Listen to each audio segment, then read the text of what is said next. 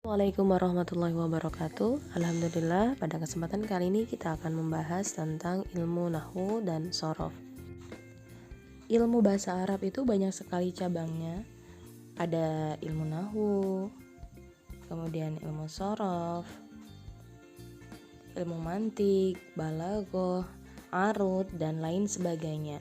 Tetapi untuk para pemula ada dua ilmu yang harus kita pelajari dan harus kita pahami, yaitu ada ilmu nahwu, di mana ilmu nahwu itu fokusnya adalah tentang bagaimana cara kita untuk menyusun kalimat yang benar sesuai dengan kaidah bahasa Arab.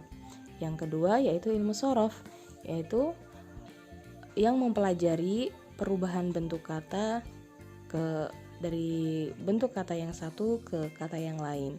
Jika kita sudah mampu menyusun kalimat dengan baik dan benar sesuai dengan kaidah bahasa Arab, maka untuk level selanjutnya, jika kita ingin membuat kalimat yang indah dan mempunyai nilai karya sastra yang tinggi, maka kita bisa menggunakan ilmu mantik, balaghah, ya, dan seterusnya.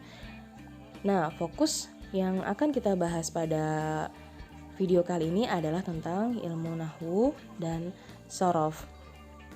Apa yang dimaksud dengan ilmu nahwu dan shorof?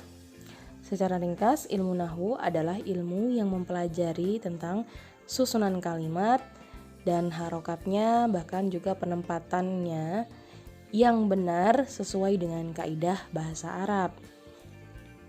Sedangkan ilmu shorof adalah ilmu yang fokusnya mempelajari bagaimana perubahan suatu bentuk kata ke bentuk yang lain. Dengan kata lain, ilmu shorof adalah ilmu yu'rafu bi taghyiru buniyatil kalimah, yaitu ilmu yang mempelajari perubahan pembuatan kata. Jadi manfaat mempelajari ilmu shorof ini yaitu untuk mengetahui kata dasar dari sebuah kalimat, baik dari sisi maknanya maupun dari sisi lafaznya. Jadi akan memudahkan kita untuk mencari arti dari suatu kata tersebut. Kemudian selain itu manfaatnya juga dengan ilmu shorof ini kita mampu memilih kata yang tepat yang akan digunakan sesuai dengan domirnya gitu ya. Lalu di mana atau bagaimana peran dari ilmu nahwu itu ya? Bisa dilihat di sini contohnya lafaz Allah dalam 3 tempat itu memiliki harokat yang berbeda.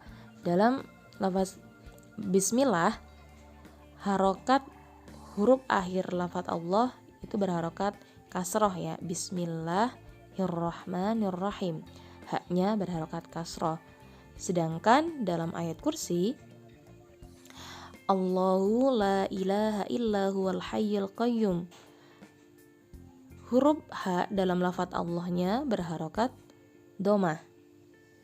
Berbeda lagi ketika dalam surat Al-Baqarah ayat 153, Innallaha ma'as sabirin. Lafaz Allah dalam surat Al-Baqarah ini haknya berharokat fathah. Nah, perbedaan pemberian harokat ini akan kita ketahui jika kita mempelajari ilmu nahwu. Karena jika dalam bahasa Arab harokat itu juga penting ya. Jika berbeda harokat bisa menyebabkan perbedaan makna. Baik, kita lanjut ke contoh yang kalimat. Kalimat yang pertama, nadhara Zaidun Ahmadan. Artinya Zaid melihat Ahmad. Zaid telah melihat Ahmad. Harokat Zaid di situ adalah domah tanwin. Sedangkan Ahmadnya berharokat fathah tanwin. Artinya Zaid melihat Ahmad. Tetapi akan berbeda maknanya jika posisi Zaidnya harokatnya dirubah menjadi fathah tanwin dan Ahmadnya diganti menjadi domah tanwin. Nadhara Zaidan Ahmadun. Nah, maknanya akan berbeda. Ahmad melihat Zaid. Inilah Kenapa? Dalam bahasa Arab itu pemberian harokat juga merupakan hal yang penting, dan itu akan dibahas di ilmu nahwu. Lalu bagaimana peran dari ilmu shorof itu? Dalam penyusunan suatu kalimat, shorof berfungsi untuk memilih kata yang tepat yang akan digunakan. Di sini ada contoh yang pertama, ada kalimat zahabat Muhammadun. Yang kedua, zahaba Muhammadun. Kata zahabat tidak tepat digunakan untuk Muhammad, di mana Muhammad ini adalah sebagai kata ganti orang ketiga, laki-laki.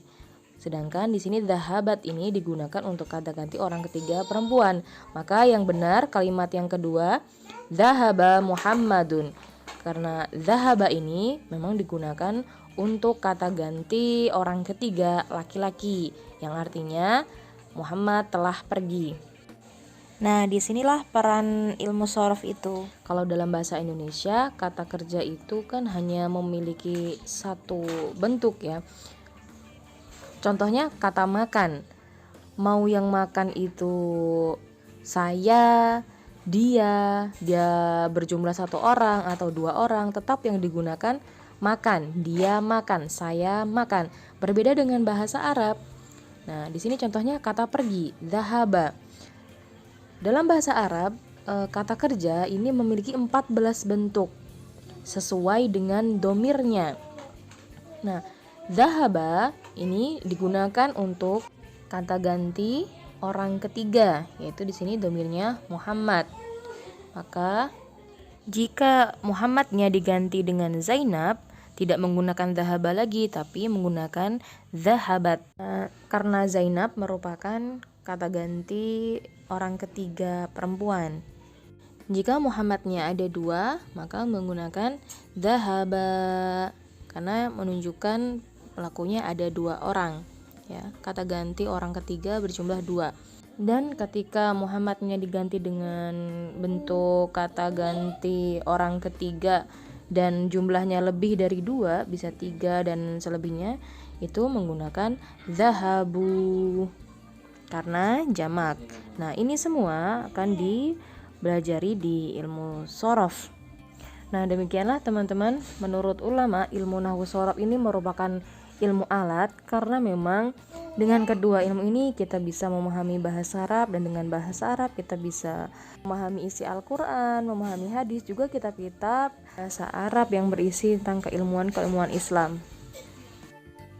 Demikianlah materi pada video kali ini, semoga bermanfaat. Wassalamualaikum warahmatullahi wabarakatuh.